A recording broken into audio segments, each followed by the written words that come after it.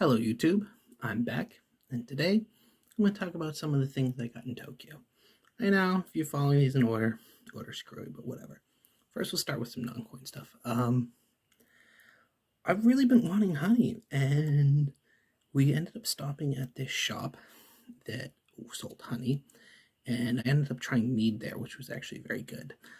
And I also saw this honey, and I don't know, I've been craving like real honey, not like, nectary sugar water, whatever the fake honey is made out of. I don't know. Partially the blame for this is a YouTuber called East Coast Prospectors, ECP. He does coins and stuff, but he also makes his own honey. And he does videos about making honey. It's like, ooh, honey. I'd like honey. All right, good. That's one thing I got. I also picked up some postcards near Suchsdorf Temple. I'm not going to show those because I send postcards to some people that watch these videos. Alright, getting into the money, or currency in this case, we are going to start with the paper money. So here we have a 5 Piso with Andres Bonifacio on the front. Now, this is actually mislabeled, so they're labeled at 1969. Now, the bills from 1969 on the side here are white. So here on the side we have Andres Bonifacio, and we have him and the other members of the Katampuna, the KKK, basically signing their charter in blood. So Bonifacio was a revolutionary in the Philippines. So at this point, the Philippines was a Spanish colony. This was before the United States took over. And basically, he was a revolutionary that wanted to form a free Philippine state. Now, you can see, let's ID this then. So 1969 is not because it doesn't have a white border. The 1972 version is white here. There's nothing here. This came in 1972. So 1973 to 1985, they had the Type 2 seal. However, this is what's called the Type 4 seal, which actually is a more simple design. So that tells us that this is the 1978 style bill. So these are used from 1978 to 1985. They were demonetized in the early 90s. My wife was saying that she kind of recognizes the bill, but it wouldn't have been one that was common even when she was a little kid. Kind of a badass scene. They're like cutting their arms with knives, their skulls and daggers and stuff. Pretty cool. Pretty serious looking, right? Next up, we have a 25 Leva from Bulgaria. So this would be 1951. This would be when the communist government was in control of Bulgaria. So this guy here, he's Georgi Dimitrov. He was the first communist leader of Bulgaria. He had been exiled or left Bulgaria before World War II. He ended up becoming a Soviet citizen, and he was actually still a Soviet citizen when he was the leader of Bulgaria. Kind of how that worked back then in Eastern Europe. So on this side, we can actually see a Youth Bergaid building a railroad. So this banknote was actually printed, not in Bulgaria, but in the USSR in 1951. That wasn't uncommon at this time period for coins, or particularly banknotes in Eastern Europe and the communist countries, for their banknotes to be produced in what is now Russia, at the time the USSR. Our last bit of paper money here is a 25 Pfenng. It's a Notgeld, which is an emergency currency that was used in Germany between World War I and World War II. So basically, the problem was that there wasn't enough physical currency issued by the government. And part of this was because of inflation, and part of this was because of supply chain problems. Oh, this sounds familiar. Because of this, local cities, municipalities, credit unions, and different organizations would issue their own money. This is called Notgeld. So this is an example of one. It's from Suchsdorf, which is now part of Kiel, and it is part of Schleswig-Holstein. And that's actually the important part here. Now we can see here at the bottom, it says that it is valid until the 31st of August, 1921. Here we can see in the front, and this is part of why I bought the note, very political, which I like. An interesting story behind it is we have a German man tearing up a Denmark flag and the surprised Danish man. And we can see here, down in German, we don't want to be Danes, we want to stay German. So Denmark did not fight in World War I.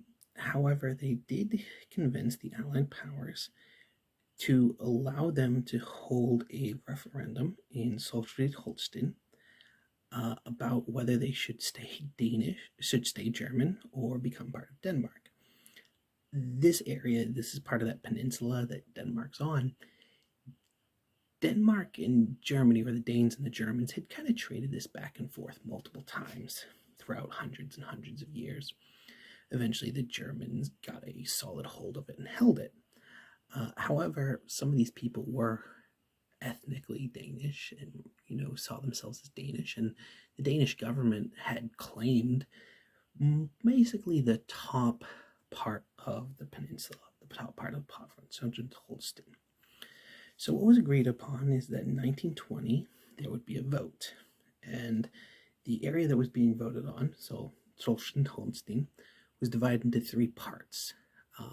Zone 1, Zone 2, and Zone 3. Zone 1, the northern one, right against the Danish border. Zone 2, kind of central part of the province, and Zone 3, the bottom part. So in Zone 1 and Zone 2, there would be a vote about whether to become part of Denmark or stay part of Germany. And in the part along the Danish border, the Danes won by about 75-ish%, which was really good, and the Danish government was happy. However, they expected to win both, basically. And so in Zone 2, they lost way more than they thought they would, by 80% pro-German, 20% pro-Danish. And so they lost pretty badly, and this actually caused a crisis in government. Basically, parts of the Danish government and Danish population, including the king, Christian X, were like, voting's stupid. Let's just annex it all. And they assumed that they would have backing of, the Allied powers, and that Germany was weak and that they could just take it all. However, the elected government was like, well, that's what they voted. It was an election. We're an elected government. I guess we have to honor it. And they only planned to annex the Zone 1. So basically, King Christian X told the Prime Minister to annex Zone 1 and Zone 2. The Prime Minister refused, and then Christian basically dissolved the government and set up his own government. Like, voting's stupid. This ended up leading to demonstrations. There was calls for revolution. It backfired massively, and basically he wanted to keep his head to some regard, so he agreed to allow elections, a new government to form. He got rid of his hardliner government that he formed, and basically he turned himself into a figurehead, and he got politically neutered. Now for some coins. So this first one I got is from Italy. This is a 500 lira. So on this side, you can see Christopher Columbus's three ships, the Nina, the Pinta, the Santa Maria. You can see the mint mark, come on, focus, right there, R. So this is 500 lira. It's from the Rome Mint, Republic of Italy. So this was a circulating silver coin. On the other side, we have the bust of a Renaissance woman, and we have shields of the different city-states in Italy. These two are partially covered. There's 19 total. And then for the year, you have to turn it on its side.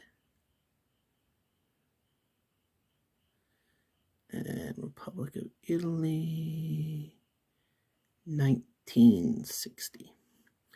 So this was a circulating coin it was actually produced from 1958 to 2001, but it was only a circulating coin from 1958 to 1967. It's 83.5% silver.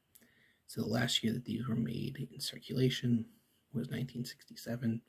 So kind of the last Italian silver circulating coin.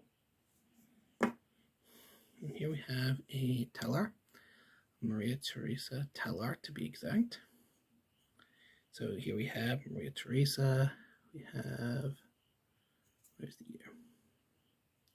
So you see how it says 1780X. So the X means that it was produced after 1780.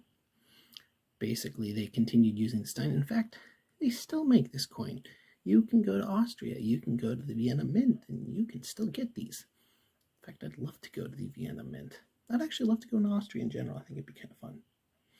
So we have Maria Theresa, and then we have a whole bunch of Latin, which basically is Maria Theresa, Deus, by the grace of God, Empress of the Romans, Queen of Hungary and Bohemia. And it actually just continues on the other side. Archduchess of Austria, Duchess of Bulgaria, Countess of Tyrol. And then here is the eagle, the double-headed eagle. You keep seeing this in Austrian and Habsburg symbology. So this is her coat of arms. So this was actually for a long time a major trade coinage, which is why so many of these were produced and actually by different mints. So the Austrian mint had the original license, but they also licensed out productions to other mints because these were popular trade coinages in parts of Africa and Indonesia. So the Maria Theresa telar is 83.3% silver. Lastly, let's move on to the Edo period coinage that I have here. So I've shown a few of these in videos before. This here is a shu. A shu is 1/16 of a ryo. So these were made, this pattern was made from 1853 to 1869. Now, due to economic problems for the Tokugawa government at the time, the purity kept falling lower and lower, and this was true of pretty much all their coins. You can see one shugin. You see one shugin being silver. Mint mark. So these are interesting. I found a few of them. All right, now we have one bu, which is 1/4 of a ryo. So remember, this is 1/16. This is 1/4. 4 shu, 1 bu. The bu. It looks like it's got a chop mark of some type. So chop marks were used a lot. Is basically verification from different groups or different agencies that a coin was what they say it was. Shinori clan in what's now Yamagata, they would put a shoe mark. But that doesn't look like shoe. Well, it does a little bit. It's missing a lot of it. Well, it could be just worn out or a bad hit. But yeah, I just thought it was fun. Example. So these coins were generally carried. So this would actually be a significant amount of money back then. You might be a wealthier individual or higher ranked individual to be carrying lots of bu. Most people would be using the smaller denomination, which is the mon. 4,000 mon equals 1 ryo. And one interesting thing, I guess, is that a lot of samurai would actually hide these inside their sword, inside the scabbard. The basic idea being, this is obviously not a katana, but that because of the way it takes cards, you could actually hide things along the tang or inside the handle of the blade. This handle's jacked up, obviously. I got this for super cheap. But that was one thing that people would do, supposedly. I've seen pictures of it. How much it happened, well, that's more up for debate. Where they would hide these small square coins. It's time to wrap this up. It's time for me to say bye. So if you haven't subscribed, please subscribe. If you've gone this far, please give me a like. Go down to the comment section. Tell me what you think about some of these coins or banknotes. Or maybe there's more that you can tell me that I haven't covered in this video, because there's always more to say. And I will see you in the next one.